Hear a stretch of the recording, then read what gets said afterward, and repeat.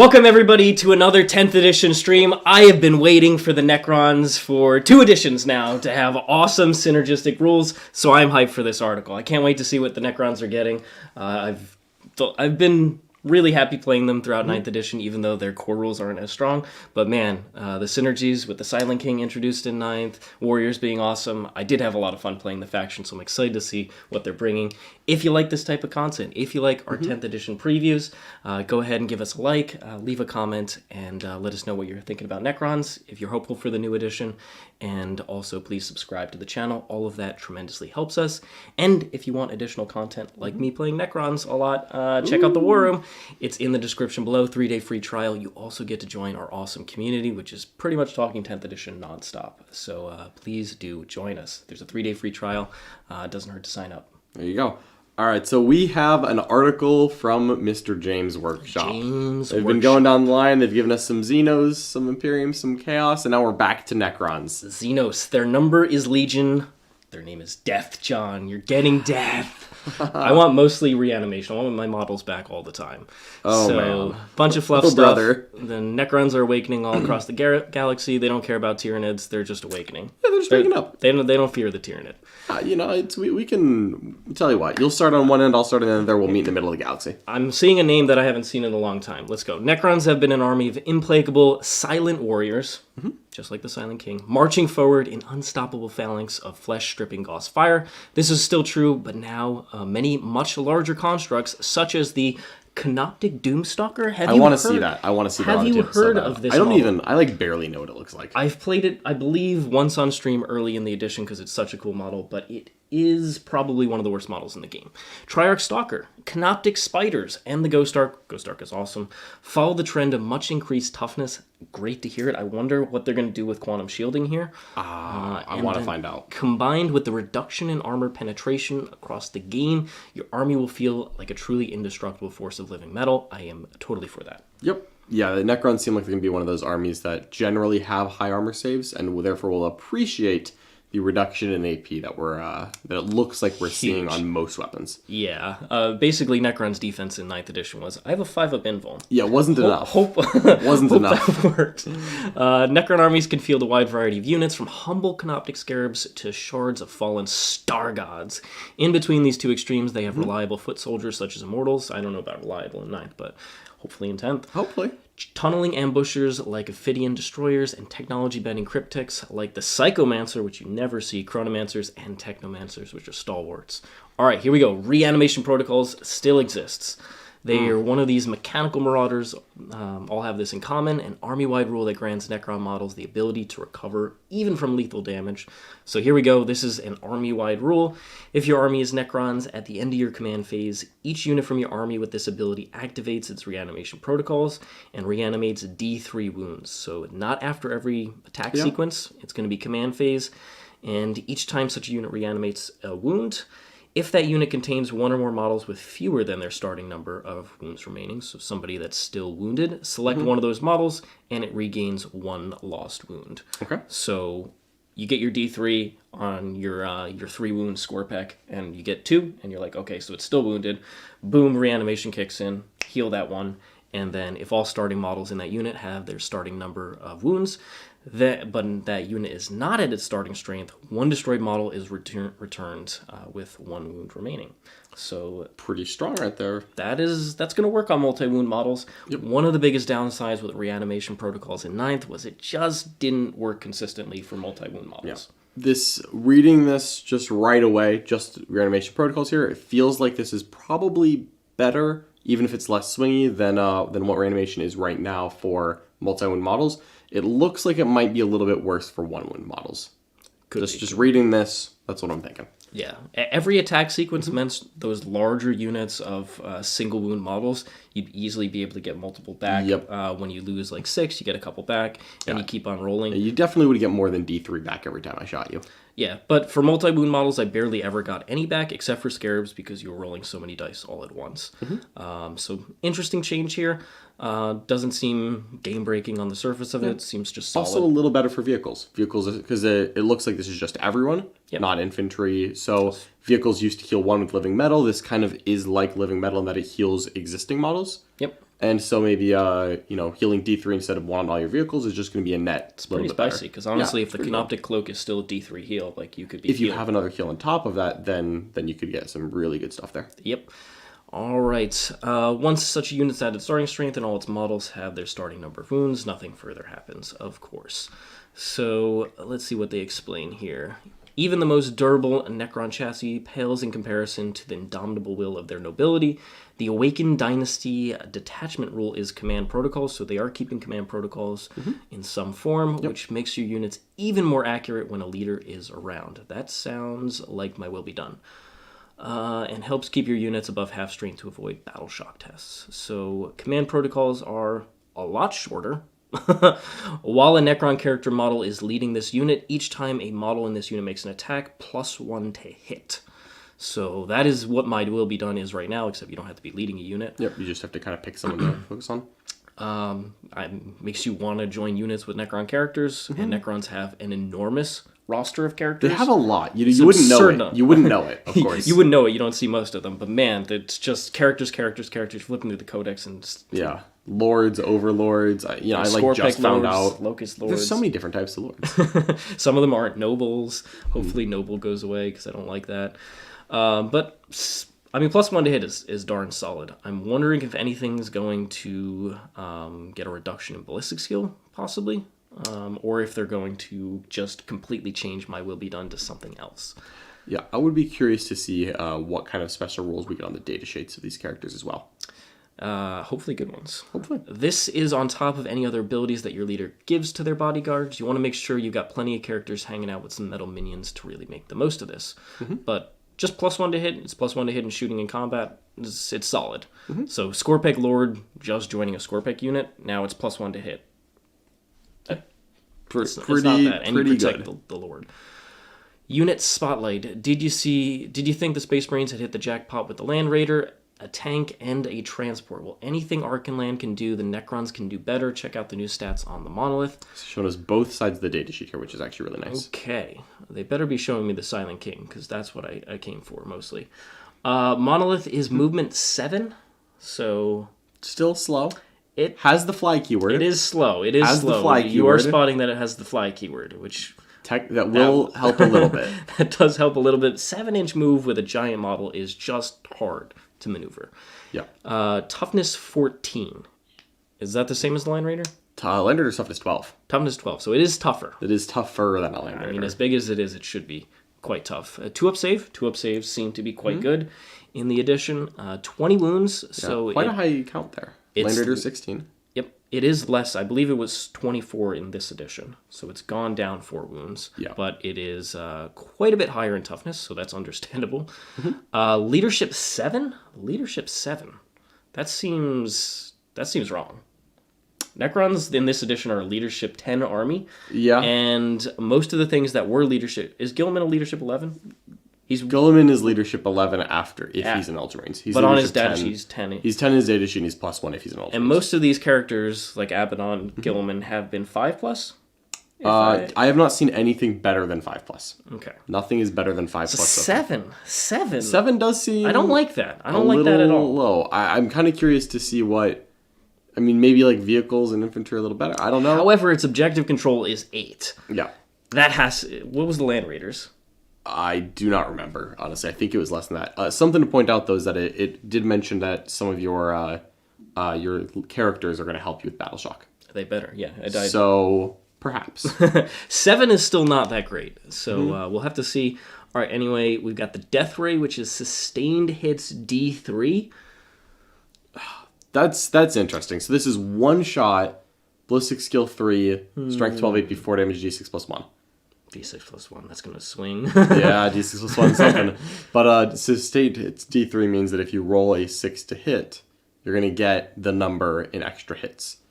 Yeah. So usually we've seen sustained hits 1. Sustained hits D3 is a little bit new here. That could be spicy. When you roll that 6, they are going to feel it. Yeah, so you either get the 4 Death Rays or the Gauss Flux Arc, which is lethal hits. I believe that's 6's auto wound. Lethal hits? Lethal hits is, 6 is to hit auto wound. Rapid Fire 3, so you're getting good volume of fire. I believe it was AP2 in this edition and has now gone down. So a lot of these... AP1, a lot of those weapons have felt that. And then the Particle Whip, which is Blast, Devastating Wounds, still 24-inch range, 3d6, hits on 3, Strength 8, AP1, 2 damage, so it also has lost an AP as well. But decent volume of fire, frankly. So it's always going to have that Particle Whip. And then it's going to choose between either 4 Death Rays, so theoretically it's heavy 4, or 4 the Flux Arc, so it's going to be Rapid Fire 12, so it could be 24. Yeah, we haven't seen Tesla yet, but honestly, I feel like I would go for Tesla before Gauss Flux and just take the Death Rays, because Necrons have traditionally struggled with anti-tank, at least in... Can a Monolith take Tesla? No, I'm saying... just in general. We haven't seen what Tesla looks like for Necrons. Got it. The Gauss Flux Arc isn't really doing anything special for me right now. I think Necrons have traditionally preferred having more anti-tank, so I'm leaning the Death Ray. Okay. You'll have to see how unless it costs a lot of extra points. Then no. So we've got a couple special rules here. Deep Strike. Deep Strike. Also, Deadly Demise D6. I assume that that means it explodes for D6. Yep. You know how I love models that explode for D6 wounds on my army. It's going to happen. Reanimation Protocols. Eternity Gates. In the reinforcement step of your movement phase, you can select one Necron infantry unit from your army that is either in reserves or on the battlefield. If you select the latter, remove that unit from the battlefield and place it into reserves. That unit is then set up anywhere in the battlefield that is wholly within 6 of this model and not within engagement range of any enemy models, so it can be closer than 9. That unit cannot declare a charge this turn. So you can get really close. Can bring in a maybe a warrior. Yeah, maybe a little shooter unit. Or a board control unit, although it's objective control 8. That alone seems quite strong. We'll have to see how that plays out in... It just says in the reinforcement step. Dare I ask if you could deep strike in the reinforcement step and then immediately bring some friends over? I mean, who knows? That seems like a rare rules type of thing. Yeah, maybe. But on the surface, it seems like you could pull something off like that. It seems like the kind of thing you would do. They did restrict it to infantry, though. So you can't just bring any vehicle out. Yeah, fair which enough. Makes total sense. But definitely seems solid. While this model has 1 to 7 wounds remaining, subtract 4 from its objective control, and each time it makes an attack, -1 to hit. Got it. So it's showing the degradation, but in this case, it looks like it's only at like a third of its wounds left is when that starts to kick in. So if My Will Be Done isn't +1 to hit anymore, you won't be giving this +1 to hit. So we'll have to see if it can get access to rerolls. Or something. I wonder if maybe some of those units like the Silent King, I assume the Silent King is not going to be joining anyone. Well, he might be in here, so he might be in here, but that's what I would look at is Abaddon got some auras. Silent King should get more than Abaddon. He should, 100% more. While an objective control value 8, okay, they just talk about the Monolith. The best candidates for teleporting around in such a way are the humble Necron Warriors. Love to hear it. They are humble. They are amazing. Do love your Necron Warriors. So, movement 5, T4, 4-up save, 1 wound, leadership 7. Leadership 7 on this army. I don't like it. Games Workshop. You're braver than a Termagant. Yeah, I better be. But not braver than a Space Marine. When leadership is more impactful, they nerf the leadership of Necrons. I don't like it. Unless there's some absurd things that make it a lot more consistent. I don't know. But 2 objective control, obviously. I think really the characters is going to be what we have to see there. Well, they better be good. Gauss Flare, lethal hits, rapid fire 1. So it loses a point of AP. And otherwise remains at Ballistic Skill 4+. So you basically need a character to be in these guys to make them hit on 3s. And instead of going to hit on 2s with My Will Be Done, well, I don't know what that does now, but probably going to be best hitting on 3s then. So we'll have to see. The Gauss Flare or Gauss Reaper is lethal hits as well. So I guess that's what Gauss is just now, is lethal hits. Yeah, so just a 6 to hit auto wounds. 6 to hit auto wounds, which makes total sense. Yeah, having that default on both weapons is kind of nice. It's solid. And 2 attacks, still Ballistic Skill 4+, Strength 5, AP1 instead of AP2. So definitely, once again, the AP has gone down a little bit. Range is still the same. But it is not an assault weapon anymore. It does not. It doesn't have any type at all. So not advancing and shooting necessarily. That is less good. Interesting. I'm going to have to think about that. Well, at least they got some special rules here. Their number is Legion. Each time this unit's Reanimation Protocols activates, it reanimates D6 wounds instead of D3 wounds, unless it's within range of an objective marker. Who would do that? In which case it reanimates D3 plus 3 wounds. That's pretty strong. I'm wondering if they can still stay at 20 models. If they can, that's strong enough to run regardless of their damage. Yep. Frankly. Yeah, and lethal hits built in could still end up being good, especially when the rest of the game takes a damage hit. I think lethal hits is solid. It's the not being able to advance with the shorter profile. That is... It's kind of a big deal. So we'll go back to the flares. Time to get just 60 more Necron Warriors. And it does say their battle line. So battle line in Sigmar means you can increase the number of models. In Sigmar it does. I think in this case, battle line, what it's for is that when you're building your detachment, you can take 3 of any unit. But if it's battle line, you can take 6. Or if it's dedicated transport, you can take 6. Okay. So I think what battle line means, and we haven't seen anything else, so there could be more, is that instead of being limited to 3 Necron Warrior units, you could take up to 6 instead. Which, totally reasonable. Very reasonable for a former troop slot, since it seems that troops no longer exist. Interesting. So they're going to be still very good board control. Their damage is less, and we'll have to see how many buffs they can actually get to support them. Because right now they require a lot of command phase buffs from a lot of different units, and we'll have to see if any of that exists anymore. But if they're just a cheap soak up wounds, control objectives, I'm totally fine with that. All right, weapon spotlight. The Necron Warriors will kill a lot of enemies with their Goth Flayers and Reapers through sheer weight of firepower. But if you really need to obliterate something absolutely right now, might we recommend the Doomsday Cannon? So one of the models in the game that is just so wildly inconsistent, even with all the buffs that it's gotten. Cheaper price. Love it. Rerolls everywhere. Love the Doomsday Cannon. It is still a slot machine. Yeah. So well, it's significantly better with the attacks. Let's check this out. Doomsday Cannon. Blast heavy. So you can get whatever... what is... Have they shown blast? At Warhammer Fest, I think they were saying that it's like extra shots instead of being a minimum or maximum. So it's not max. It's not just go to 7. But I think it's just like, again, you just get extra shots into the units. We're not really clear on that, unfortunately. If it still goes to 7 shots, then that is an amazing unit against like 20 model things. So 72-inch range, still super long range. D6 plus 1. It's at least minimum. Look, right now it's 1. Right now it's terror. Yeah. Right now it's 1. Now it's D6 plus 1. That's just significant improvement. Very much an improvement. BS3, so they don't get a reduction in ballistic skill, which is nice because obviously characters... They're not going to really be joined by anything. Yep. Yeah. Strength 15? That's good. That'll wound a Monolith on 3s. Wounds the Monolith on 3s. AP 4 seems darn solid, especially with AP going down. Yep. Right now I think it's AP 5, but you don't really... AP 4 is good enough. That's solid. And then 4 damage, so it doesn't swing for the fences, which frankly, because the shots are already swinging, I want the damage consistent when it goes through. This is good. So flat 4 damage seems solid. I'm okay with it. Have they show? What was the anti-tank weapon that they showed for Space Marines? The Laser Destroyer. It was 2 shots, strength. I want to say 14 AP 4 damage, like D6 plus 2. Okay. Some D6 plus 4 or something like that. Okay. I think it was higher damage, only 2 shots, close strength and AP. All right. Yeah. So relatively comparable. Yeah, you get a lot more shots sometimes. But the same floor, their damage is not when I'm rolling it. Not when you're rolling it. In your movement phase, if the model remains stationary until the end of the turn, its Doomsday Cannon has the Devastating Wounds ability. So instead of just going from if I move, I have a terrible gun, to I get to move, but I don't get this extra rule, which much better.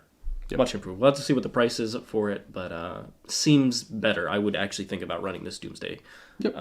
Yeah. And then, of course, if you remain stationary, this weapon's also heavy, so it would take a +1 to hit if it did so. Okay. So a stationary Doomsday Arc is also hitting on 2s and getting the Devastating Wounds. That's pretty darn solid. Just keep it at a firing angle. Kind of like when you saw it early on in the edition, just 1 sitting in your backfield. Just 1 sitting in the back, just has a spot. If it has to move, it has to move, but if it's fine, staying still if it can. Oh, I see the Void Dragon. Okay. All right, is this your big bad? So, it better not be, because I want the Silent King. If you still need a little extra help with enemy vehicles, it's time to call on the Void Dragon. Its Particle Splitting Spear makes the lightest work of tanks and other fighting vehicles with anti-vehicle 2+. And its sweep profile will melt infantry. So nice. I believe that means it wounds vehicles on 2+. Anti-vehicle 2+ means a wound roll of a 2+ is a critical wound. So I don't know if there's anything else that keys off a critical wound, but it does mean that it goes real hard on vehicles. Okay, seems good. It is 5 attacks, solid. Weapon skill 2+, strain 12, AP 3, D6 plus 2 damage. That is an anti-tank weapon if I saw one. Yeah. Solid. Yep, D6 plus 2, AP 3 is good. Wounding vehicles on 2s, that's going to hurt. And then sweep profile is at 10 attacks, 1 worse weapon skill. Strength 8 though, that's quite solid. AP 1, damage 2. I like damage 2 on a sweep. It's okay. It's I think this is solid. Yep. But it doesn't show his profile. Are you kidding me? We want to see. Look, Abaddon didn't get a face cap, so God. I just need you to know. I don't want the face cap. The face cap was literally pointless on these models. Oh, man. All right. Stratagem Spotlight. As with the other forces in the new edition, Necrons have 6 detachment-specific stratagems. The Protocol of the Hungry Void stratagem. Okay, interesting. They took because they simplified protocols, they're just taking their names. This used to be the combat one. So when fight phase, one Necron's unit from your army that has not been selected to fight. Until the end of the phase, add 1 to the strength characteristic of melee weapons equipped by models in your unit. In addition, if a Necron character is leading your unit, till the end of the phase, improve the AP characteristic of melee weapons by 1. So it's not just the character gets +1. Just if there's a character, you get 2 buffs instead of 1. Yep. They really seem to want Necron characters leading units. I mean, it's fluffy. They should be leading units. So, +1 strength. Necrons have a 1 CP +1 strength stratagem right now. But this giving extra AP, that's darn solid. That could be good. Yeah, so probably don't need it in a Scorpec unit, but +1 strength could be solid, and then extra AP if they don't have an influence, just clean through them. But this makes things like the humble Necron Warrior, if he can get other buffs, decently solid. Even getting AP1 on that's pretty decent. All right. So this is perfect for dedicated close combat units like Flayed Ones, Scorpex, led by a Scorpec Lord. So they are saying it there. I assumed as much. Yeah, surely the Scorpec Lord can enjoy the Scorpex, right? Surely. Where's the Silent King? Why do you do this? Oh, they don't want you to feel joy, Richard. You have to wait. They wanted to capture the feeling that you are facing a slow, creeping, unending legion of deathless foes, explains Robin from Warhammer Studio. Their reanimation protocols will, given enough time, regenerate every unit to full strength. We also wanted to instill the idea that the massed ranks are under the control of immortal leaders, by whose will and command their legions fight with unnerving coordination and lethality. Command protocols and characters are therefore the main theme behind the Awakened Legion's detachment. One thing we didn't mention, though, so this all seems pretty solid to me. Nothing stands out as, this is just ungodly, ridiculous. One thing that we have to note is that it seems like damage, especially those kind of like anti-infantry type weapons, are a lot less AP, which is going to help Necron survivability a lot. Tremendously. So reanimation protocols, even though it's not like, wow, I'm blown away by this. If it's just harder to kill a unit in one activation, like in a turn, then this is totally fine for you. We have to see how many other units other armies are putting on the table and how much firepower, what their firepower is going to be like. Because if it is as reduced as we're seeing, it does make reanimation quite a bit stronger in general as a concept. Getting models back for free is awesome.